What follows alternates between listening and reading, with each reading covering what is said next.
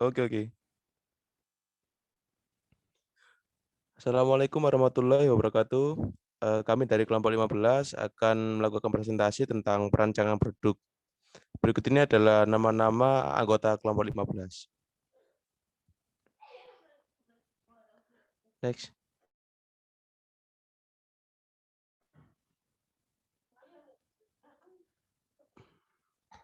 Ya, ini adalah nama anggota kelompok 15. Yang pertama ada Mbak Dina Novitasari dengan NIM akhiran 034. Yang kedua ada Mas Ian Budi Pratama dengan NIM akhiran 051.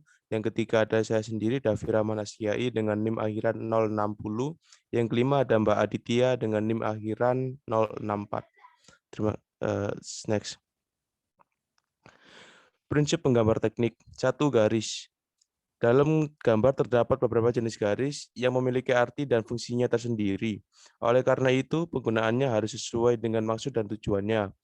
Terdapat jenis-jenis garis yang dipergunakan dalam gambar teknik yang ditentukan oleh gabungan bentuk dan tebal garis. Tiap jenis dipergunakan menurut peraturan tertentu. Ada 4 jenis garis sebagai berikut.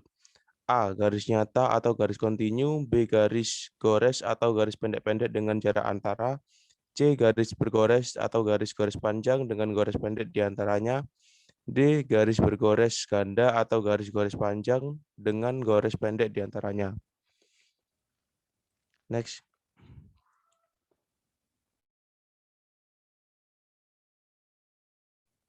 Dua, dimensi dasar.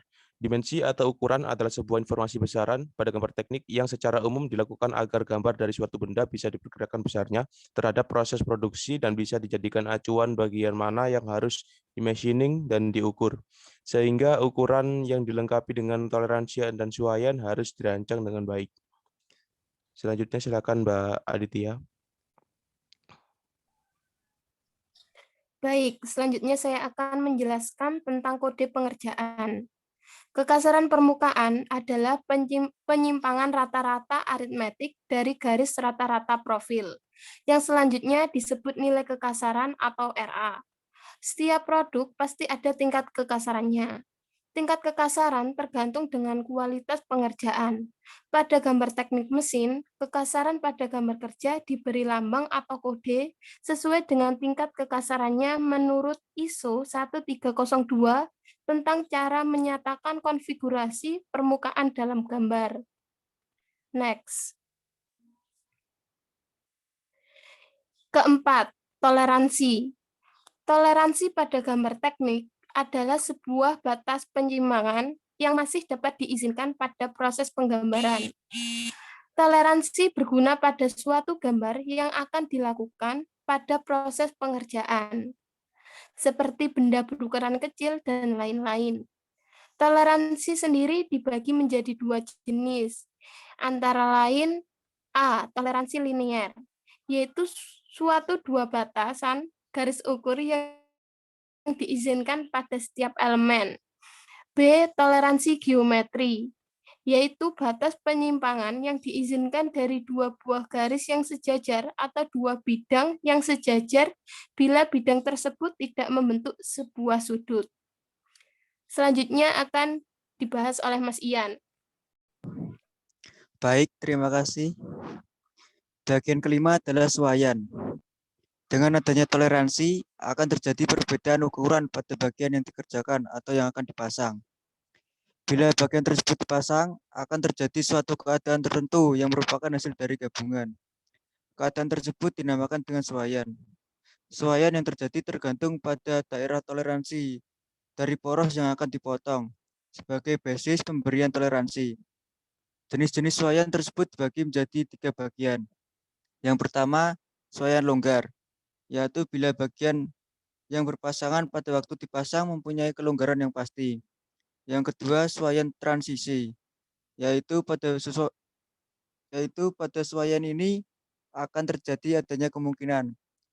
Kemungkinan tersebut bisa terjadi kesesakan kecil maupun kelonggaran kecil. Yang ketiga, suaian sesak, yaitu pemasangan ini selalu dalam keadaan yang sesak. Next. Bagian keenam adalah irisan. Irisan atau potongan merupakan letak gambar yang letaknya menutupi bagian yang akan dipotong.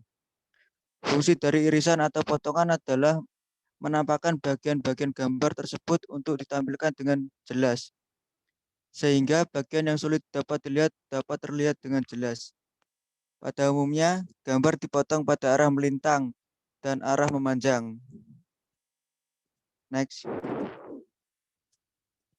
Selanjutnya akan dilanjutkan dengan Mbak Dina. Baik, terima kasih.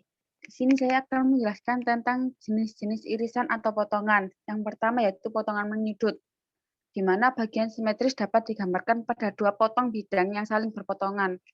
Bisa dilihat pada gambar ya. Next. Yang kedua yaitu potongan meloncat. Pada bagian ini benar dipotong menurut garis potong A ke A. Bisa dilihat pada gambar. Gambar tersebut kan memiliki cabang. Nah, potongan meloncat ini memotong pada bagian percabangannya ini agar bisa melihat part-part yang sekiranya tidak dapat terlihat di bagian luar, akan tetapi pada potongan meloncat ini bisa memperlihatkan bagian dalam pada part-part yang menyudut ini. Next. Yang ketiga yaitu potongan penuh, yang mana terjadi ketika bidang potongan melalui benda seutuhnya. Potongan penuh ini bisa juga disebut dengan potongan setengah, karena benda utuh akan dipotong seutuhnya atau separuhnya untuk melihat seluruh bagian benda tersebut. Next. Yang terakhir yaitu potongan putar. Pada bagian ini benda-benda seperti ruji roda, engkol, dan sebagainya dapat digambarkan setelah potongannya diputar. Pada potongan putar ini itu berfungsi untuk melihat gambar seperti gambar-gambar yang berbentuk seperti kail pada pancing ikan ya, agar potongan yang sedikit melengkung gitu bisa dilihat pada potongan yang telah diputar. Next. Saya kembalikan pada moderator. Ya, terima kasih Mbak Dina. Sekian presentasi dari kami kelompok 15. Apabila ada kekurangan presentasi atau kesalahan kata, kami mohon maaf yang sebesar-besarnya. Terima kasih. Wassalamualaikum warahmatullahi wabarakatuh.